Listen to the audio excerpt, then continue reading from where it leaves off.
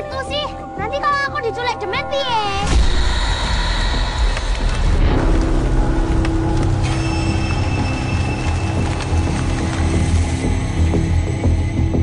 Awal tahun 2023 lalu, ada satu film bergenre horor yang mencuri perhatian, berjudul Waktu Maghrib. Meski banyak menggandeng artis baru, film ini sukses mendulang sekitar 2,33 juta penonton. Mati luwih becik kanggo kowe. Film Waktu Maghrib terinspirasi dari mitos dan sisi horor saat waktu menjelang maghrib. Manakala anak-anak sudah tak boleh lagi berkeliaran di luar rumah karena adanya kekuatan jahat yang bisa mencelakakan mereka. Mitos dan keyakinan ini kuat mengakar di masyarakat pedesaan Pulau Jawa. Disebut juga dengan waktu surup. Konon, jika masih ada anak yang nekat berkeliaran menjelang maghrib, maka ia akan dibawa atau diculik wewe atau gandarewa. Oh iya, kata orang tua dahulu, pantang juga loh untuk tidur menjelang waktu surup. Kira-kira kenapa ya? Selengkapnya di Secret Story.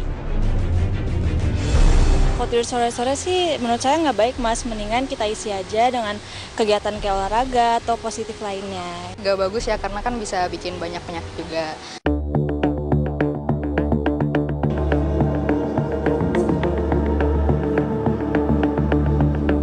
Ada 3 waktu yang dianggap keramat bagi masyarakat Nusantara dulu, yaitu waktu menjelang maghrib, tengah malam, dan sekitar jam 3 pagi.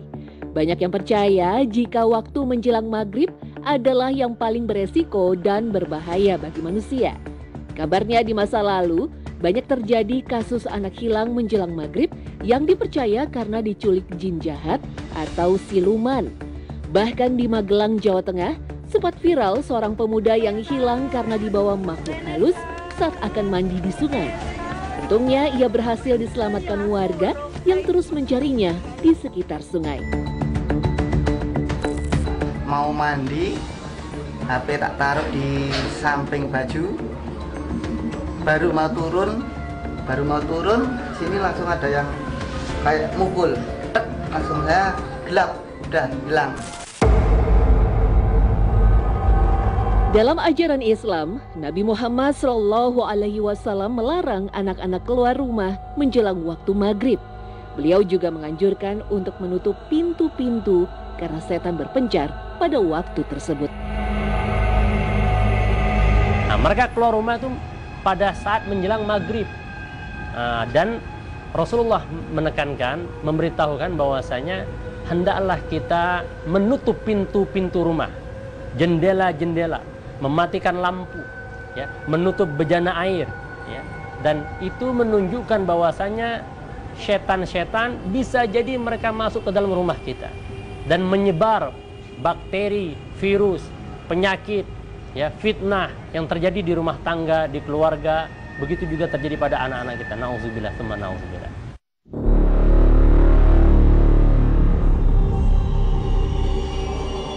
Hadis Nabi Muhammad SAW tentang bahaya waktu menjelang maghrib dibahas secara ilmiah dalam sebuah buku berjudul The Science of Salat, karya Profesor Dr. Insinyur Osli Rahman.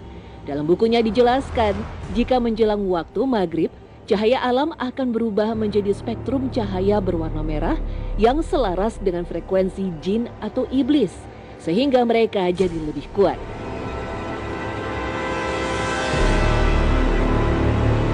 Selain itu, menjelang maghrib ada 2 atau lebih gelombang frekuensi yang saling tumpang tindih, sehingga menyebabkan tertipunya penglihatan alias fata morgana.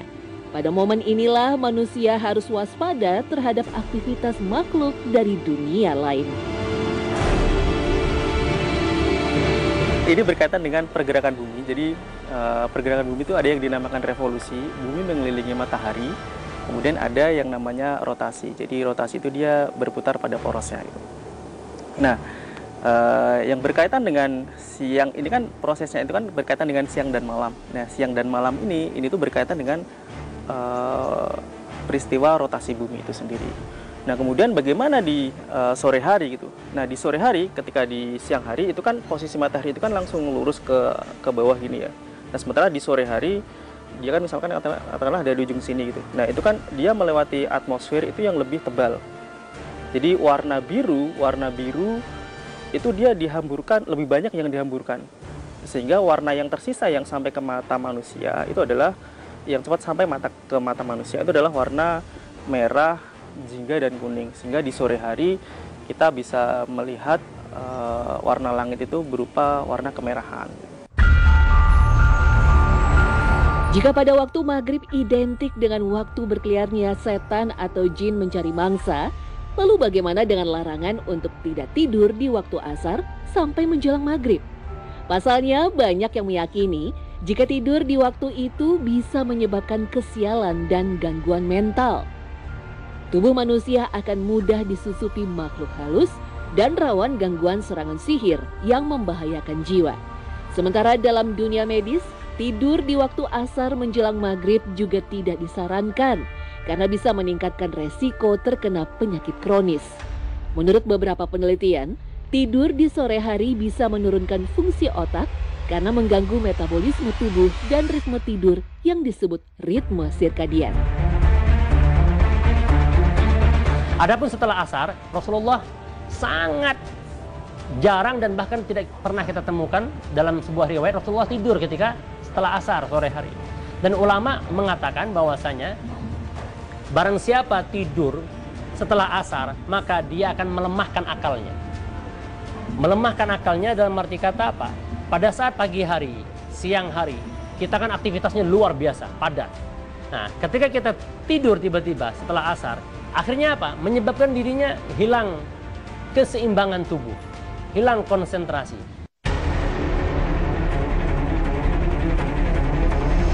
Konon, bagi orang yang suka tidur di waktu yang dilarang tersebut, kerap kali akan merasa bingung atau linglung. Seakan-akan dirinya kehilangan konsentrasi dan keseimbangan tubuh. Sementara menurut kepercayaan di masyarakat, mereka yang kerap tidur di waktu asar sampai menjelang maghrib akan mudah terkena sihir atau santet yang ditandai dengan rasa pusing yang tiba-tiba, panas di kaki, dada berdebar-debar, dan merasa tak nyaman saat mendengar azan.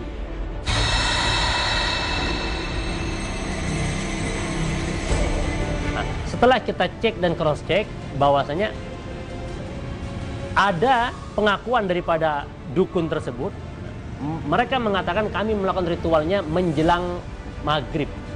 Dengan apa? Macam-macam. Di antaranya mereka menyembelih hewan, ya, membelakangi kiblat, ya, dengan minta kepada pertolongan bangsa jin, ya, untuk menyakiti para pasien, untuk menyakiti para target mereka. Sehingga dengan itu pas tepatnya untuk kebanyakan gangguannya adalah yang psikolognya, jiwanya. Akhirnya dia merasa terambang-ambang, ya, hilang keseimbangan dan lupa ingatan, linglung. Nauzubillah. Paparan sinar matahari pagi merangsang otak untuk memproduksi zat serotonin yang membantu mengatur perasaan hati, menimbulkan rasa semangat dan bahagia. Itulah mengapa aktivitas bekerja lebih baik dilakukan dari pagi sampai menjelang sore. Menurut jurnal ilmiah terbaru, sinar matahari di sore hari justru 500 kali lebih berbahaya dan rentan resiko menimbulkan kanker pada manusia. Masuk akal jika kemudian muncul mitos tentang berbahayanya waktu asar sampai maghrib. Tak hanya beresiko terkena gangguan makhluk gaib, tapi juga berdampak buruk pada kesehatan manusia. Matahari itu kan dia juga memancarkan sinar UV, ya, sinar UV gitu. Sinar UV ini dia juga ada beberapa jenisnya dan di waktu-waktu tertentu itu ada yang bagus untuk berjemur untuk mendapatkan vitamin D gitu ya. Dan di waktu-waktu tertentu, di waktu-waktu yang lain itu dia juga kurang bagus gitu. Makanya ada hadis yang membunyikan kita dianjur untuk berdoa, amsayna wa amsal mulku lillah walhamdulillah la ilaha illallah ila akhirih, ya. Kita masuk sore ini, ya, dan menjelang sore ini kita berdoa kepada Allah tabaraka wa taala agar kita dilindungi, diberkahi aktivitas kita. Nah, agar kita meminta kebaikan pada sorenya, pada malamnya, ya, karena kita sudah cukup beraktivitas padat dari pagi hari, sehingga dimanapun dan kapanpun kita tetap mendapatkan keberkahan daripada Allah Subhanahu wa Ta'ala.